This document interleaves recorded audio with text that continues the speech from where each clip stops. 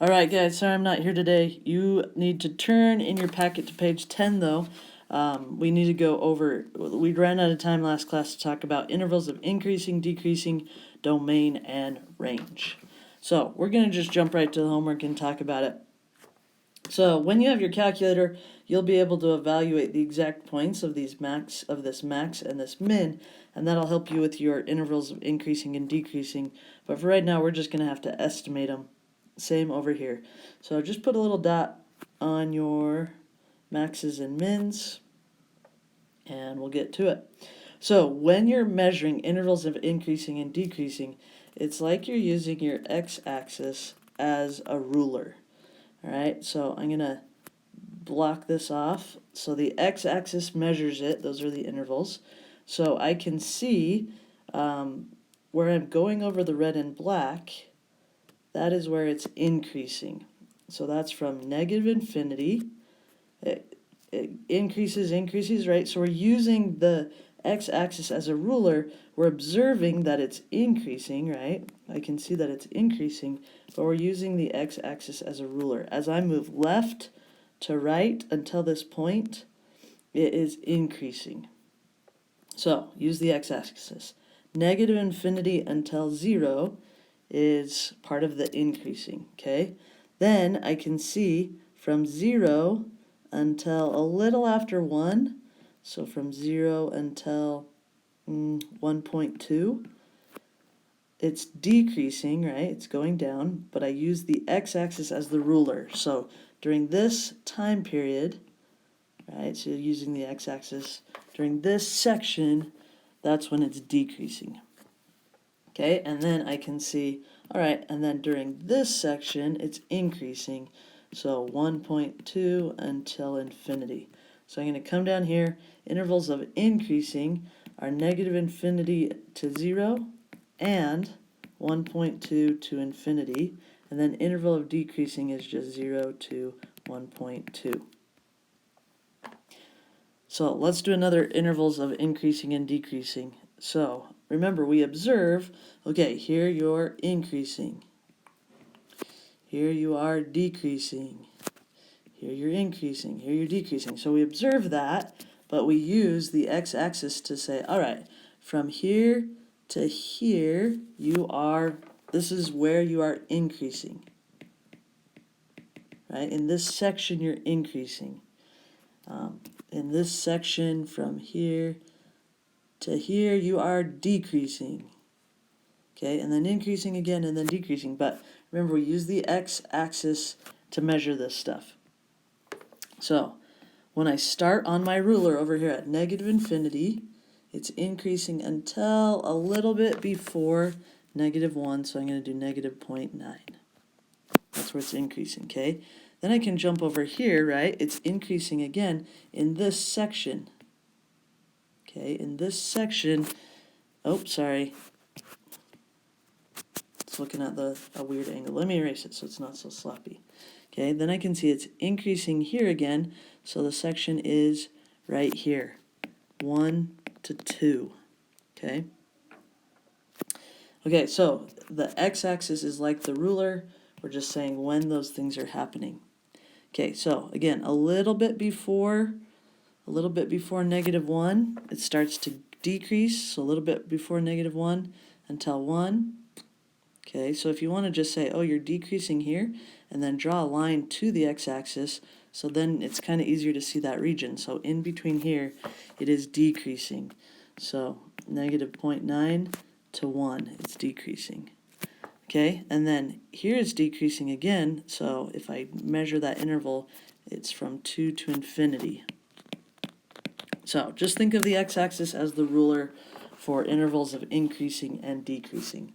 That got really sloppy, but hopefully that makes sense. Okay, and then domain and range. So domain says what x's create outputs, what x's work, and we can see the arrows are moving slightly left and right forever. So our domain is negative infinity to infinity, negative infinity to infinity. The graph goes left and right forever, okay? And on the left, on number 12, the range also goes up and down forever. So remember, domain is x's, range is y's. But if we look at 13, it doesn't go up and down forever. Yeah, it goes down forever, but it only goes up to like 3.2. So that's the range. The outputs that are allowed of this graph are only from negative infinity to about 3.2. All right, so there's a quick reminder of intervals of increasing, decreasing, domain, and range. So pause right here. I guess I did all your practice, so we'll do more practice in the review. Woohoo. Okay, so now turn to page 12. We're going to start today's stuff. So what I actually want you to do is we're going to pause this video in a second, and you're going to do page 12 and page 13. Just take like 10 minutes, do page 12 and 13. So pause this, page 12, 13, ready, pause. All right, so you're back at it. Find the roots for each. How many roots does the degree indicate the function should have? So remember, the degree is the biggest exponent that you see in standard form. We should see two outputs. Sorry, not outputs. We should see two zeros, two x-intercepts, two roots on all of these because they all have degree 2. And I can visually see 2 right here. So the roots right here, I can count that one. My copy's a little bit better than yours, but I can see that it is at -3 and 2. The types of roots that we have, these are real roots. Now we jump down here, I can only see one root at 2, and it is a real root as well. But kind of weird that it's only happening once, right? Only one when it says we're supposed to have 2 because of the fundamental theorem of algebra. And then this, it's kind of hard to see, but it doesn't hit exactly 4 and it doesn't hit exactly -2. If you remember, these are irrational roots, and I'll need to complete the square to actually find those. So let's hurry and do that, complete the square. So remember, we have our box. We're going to put x squared here, and then we're going to break up that b term, the -2. Okay, so x, -1, -1. And then -1 times -1 creates a +1, but we're supposed to have -7, so that means I need -8 to make 1 become -7. 1 minus 8 is -7. So I completed the square. I used the b term to break that up. -x and -x is -2. And then I undid the box method to know that I had x minus 1 squared. But remember, I had to compensate for this 1 and subtract 8 to balance it out, to complete the square. So here's my function. If I want to find what those actual roots are, I'm going to have to solve. So I'm going to do that. So I'm going to add 8. And 8 is x minus 1 squared. So then I'll take the square root. So I'll get plus or minus square root of 8 equals x minus 1. And I'll add 1, add 1. So there are my roots. 1 plus square root of 8 and 1 minus the square root of 8. And if you want to find the decimal of that, you can. Just put it in your calculator. You'll see it's really close to those. Okay, here I don't see any roots, so I don't see any, none, right? But if you remember, these are imaginary roots. So we're also going to need to complete the square to find those. So draw my little box to complete the square. I know that x squared goes here, and then I need to break up the -4x. So -2x and -2x adds to give us -4. And then I realize that it's x times -2 will help create the insides of the box, but then -2 times -2 will give me +4. But as you can see, I'm 1 off. I need a +1 there. 4 plus 1 actually creates 5. But as I complete the square, the x minus 2 squared will take care of all that information, the x squared minus 4x, and then the extra 4, but we need 1 more to make 5. So now I will solve for x. I'll just try to get x alone. Take the square root of both sides, but you can't take a square root of a negative one. So if you remember, that is plus or minus I equals x minus 2. I'll add 2 to both sides, and I'll get 2 plus I, 2 minus I. Those are my imaginary roots there. All right, So, did all the quadratic functions have two roots as predicted by the fundamental theorem of algebra? Well, it looks like all except for this one. But if I go ahead and factor that one, if I do Glass's method, I think what multiplies to give me 4 but adds to give me -4, I'm going to have -2 and -2, which is x minus 2, x minus 2. So I actually did have two roots, but it was just a repeat. So it happened twice, once here and once here. So did all the quadratic functions have two roots as predicted by the fundamental theorem? Yes, because it repeated. Yes, but it's imaginary. Yes, but it's irrational. Okay, so it's also always important to keep what you've previously learned in your mathematical bag of tricks so that you can pull it out when you need it. What strategies did you use to find the roots of the quadratic equations? We completed the square, we factored. This one we looked at it visually, but we could have factored this. What multiplies to give us -6 but adds to give us 1? 3 and -2. So x plus 3, x minus 2. How did we get to the actual roots though? X plus 3 equals 0, and we solved. -3. X minus 2 equals 0, and we solved. +2. So what tricks did we use? Factoring is going to be your bread and butter, and then complete the square when you can't factor.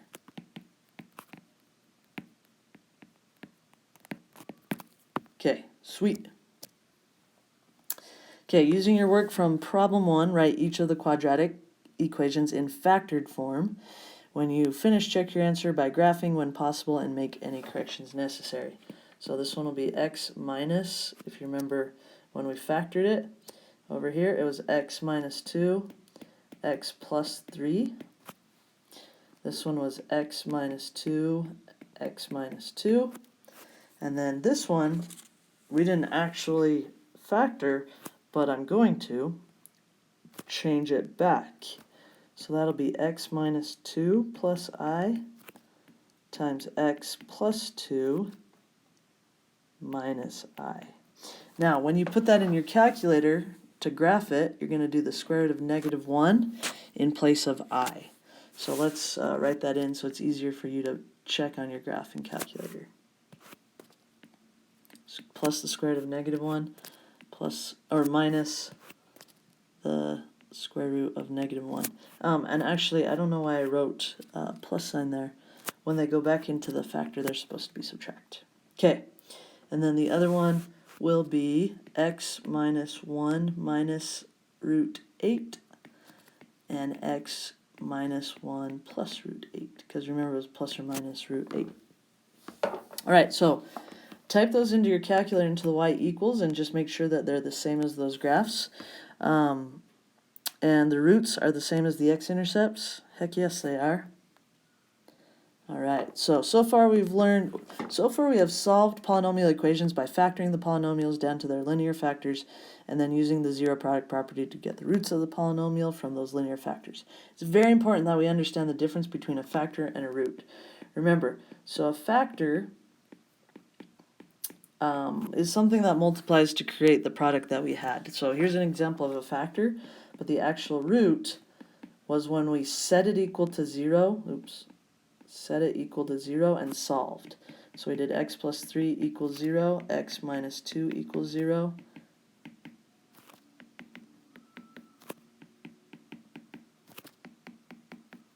So we go from the factors, setting it equal to 0, to the roots. That's the process. All right, so in this section we'll be given a list of roots from which we'll build a polynomial expression. Sometimes this list is complete and sometimes we'll need to fill in some blanks. If all the numbers in our list of the roots are rational, then we can assume that the list is complete and we just need the numbers we're given. Okay, so we just go from our root and we can write it like this if we like to. And we need to get it back with the x. Now some people just say, oh, I'm just going to flip the sign, which is totally fine.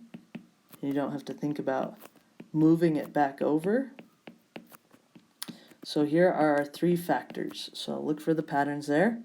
So to get our polynomial, we're just going to need to multiply this together. So I'll multiply the first part. We'll get x squared plus 3x minus 2x minus 6, and I'm going to combine like terms, x squared plus x minus 6, and then I have to multiply this by x minus 4, which will give me x cubed minus 4x squared plus x squared minus 4x minus 6x plus 6 times 4 is 24. So x cubed minus 3x squared minus 10x plus 24. And remember, if you want to check and make sure you did it right, you just hit y equals and type the factored form into your calculator, and then in another line y equals and type the polynomial into your calculator, and if the graphs are the exact same, you know you did it right. Okay, so that's how you're going to do these. They're kind of all the same, so I think one example would be good. If you want more, rewatch it or ask questions when I come back. Okay, but if the given roots are not all rational, there is an irrational or imaginary root given, then we need to fill in some blanks. Okay, so before we get there, I want to show you a quick demonstration. X minus 2, x plus 2. If we multiply these together, we're going to get x squared plus 2x minus 2x minus 4. And notice the middle terms cancel out. You get x squared minus 4. So we could solve by factoring, but we could also have solved this just by setting it equal to 0, adding 4, x squared equals 4. We take the square root of both sides, we get x equals plus or minus 2. So we get two real solutions when we get a difference of squares. So this is what we call a difference of square here. Now if we have a sum of squares, like x squared plus 4, we can't factor that using our tricks. But if we set it equal to 0 and try to solve, because notice it's so similar, the only difference is the one on the left is negative, the one on the right is positive. But as we try to solve, if we take the square root, we're going to get x equals plus or minus 2i, because the square root of 4 is 2, square root of negative 1 is I. So they're so close, but one produces real answers and the other one produces imaginary.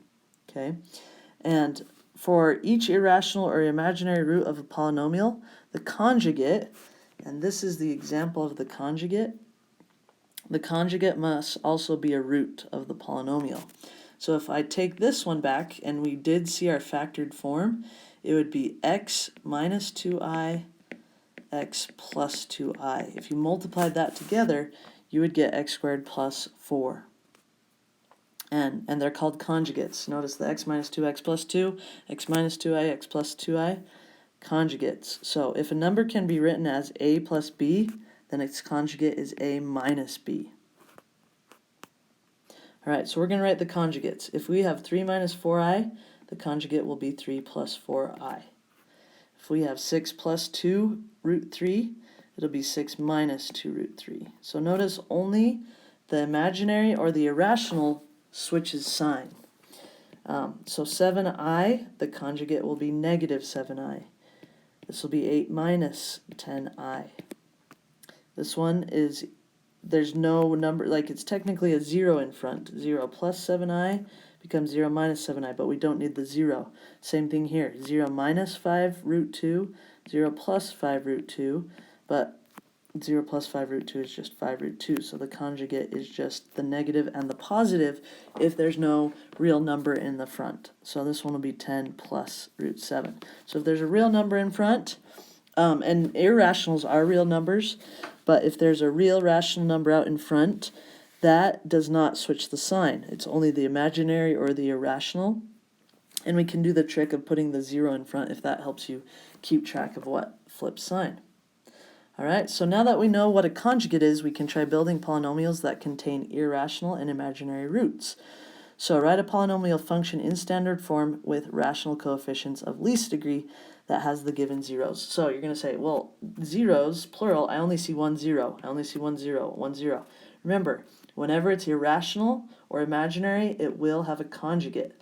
So these all have 2 roots. You just need to know that you have to fill in the blank. You have to provide the conjugate. So it's x plus root 14, x minus root 14.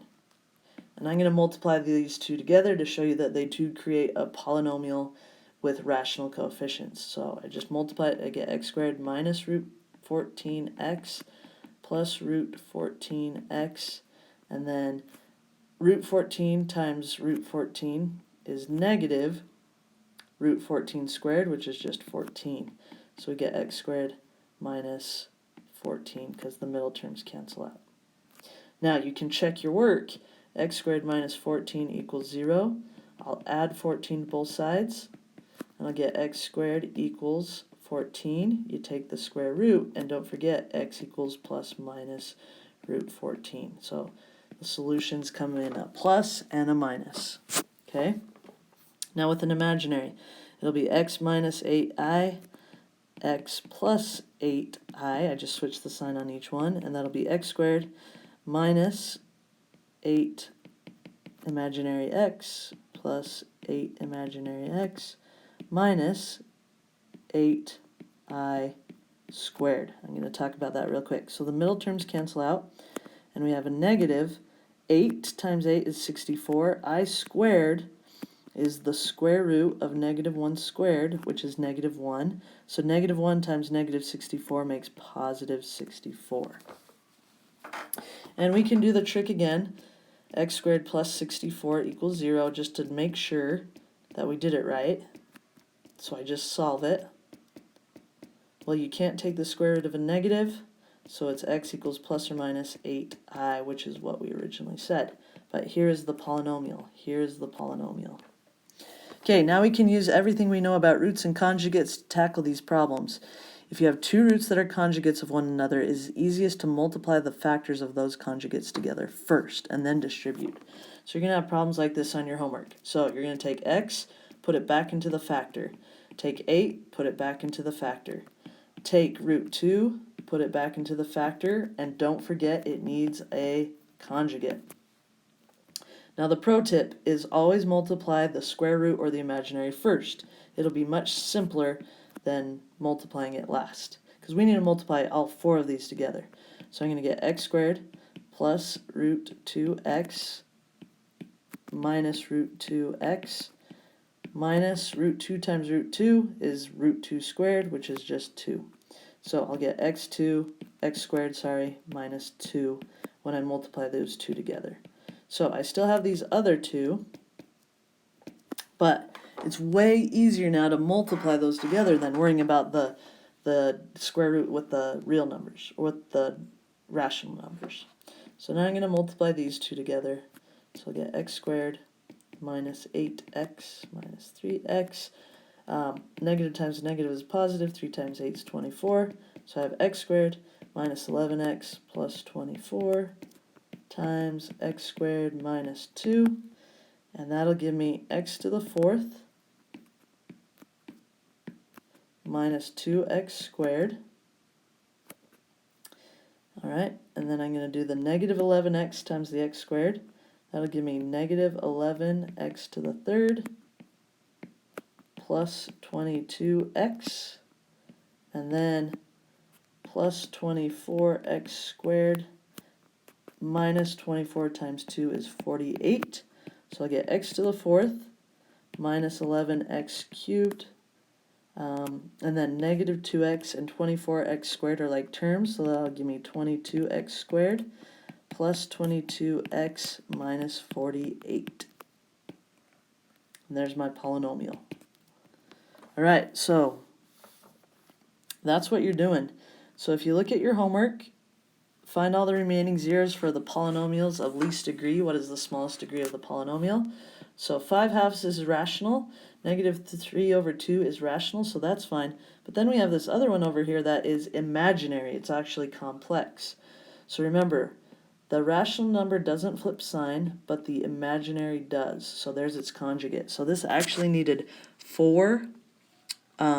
We had to fill in the gaps for that imaginary. So that's our remaining 0 here. And the smallest degree, because there are 4 solutions, means that it was degree 4. Now some of them could be repeats, but we don't know. So there we are there. Okay, so number 4. We have this with multiplicity 2, meaning it's happening twice, okay? And I already gave you a conjugate, but I should have given you another one. So we also need -1 plus 2i. So this had its conjugate, but because it was happening twice, multiplicity 2, we need another one. So it has 1, 2, 3, 4. So degree 4 as well. All right. Write a polynomial function of least degree with rational coefficients that has the given zeros. So I know that this one will be x minus 3, and this one will be x minus 2i, x plus 2i, because don't forget about the conjugate. I always want to multiply the imaginary or the irrational first. So it'll be x squared plus 2ix minus 2ix minus 4i squared. The middle terms will cancel out. I squared, remember, is the square root of -1. So that's just -1. So -4 times -1 is positive 4. And don't forget, we still have to multiply the x minus 3 to that. So we'll get x cubed plus 4x minus 3x squared minus 12. I'm going to put it in standard form, though. Oh, leave answers in factored form. Sorry. Leave answers in factored form. Sorry, I didn't read the instructions there. Okay. But over here, you'll have to multiply. And then a quick review of end behavior at the end. All right, so the homework's not too bad. So what you need to do is work on this homework. You can work in groups. You can work on your own. It's up to you. And then do the accuracy quiz. So good luck.